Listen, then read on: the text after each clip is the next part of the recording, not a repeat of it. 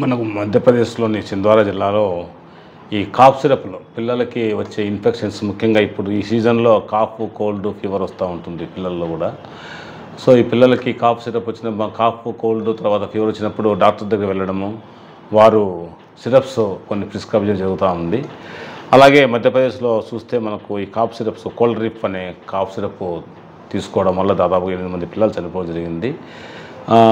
ఈ సిరప్‌లనేవి దయచేసి అన్ని మెడికల్ ప్రాక్టీషనర్స్, క్వాలిఫైడ్ డాక్టర్సు, అలాగే ప్రైవేట్ ప్రాక్టీషనర్సు, గవర్నమెంట్ డాక్టర్ అందరూ కూడా ఈ కాఫ్ సిరప్‌లు ప్రిస్క్రైబ్ చేసేటప్పుడు దయచేసి అవసరమైతేనే చేయవలసిన అవసరం ఉంటుంది. అనవసరంగా సిరప్స్ ప్రిస్క్రైబ్ చేయకుండా అసలు లేటెస్ట్‌గా చెప్తున్నది ఏంటంటే కాఫ్ సిరప్‌లు అవసరం లేదు అని చెప్పేసి చెప్తున్నారు. కాబట్టి యాంటీబయాటిక్ కానీ, కాఫ్ సిరప్స్ కానీ జాగ్రత్తగా మనము ప్రిస్క్రైబ్ చేయాల్సిన అవసరం ఎంతైనా ఉంది.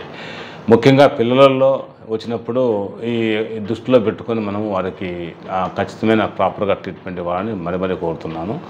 సో, మన జిల్లాలో చూస్తే అటువంటి కాఫ్ సిరప్‌లు ఎక్కడ లేవు ప్రస్తుతం, కోల్డ్ రిప్ సిరప్‌లు. అలాగే డ్రగ్ ఇన్స్పెక్టర్స్ కూడా వారితో కూడా మాట్లాడి షాప్స్ అన్ని తనిఖీ చేసుకొని దాన్ని ఆల్రెడీ బ్యాన్ చేశారు.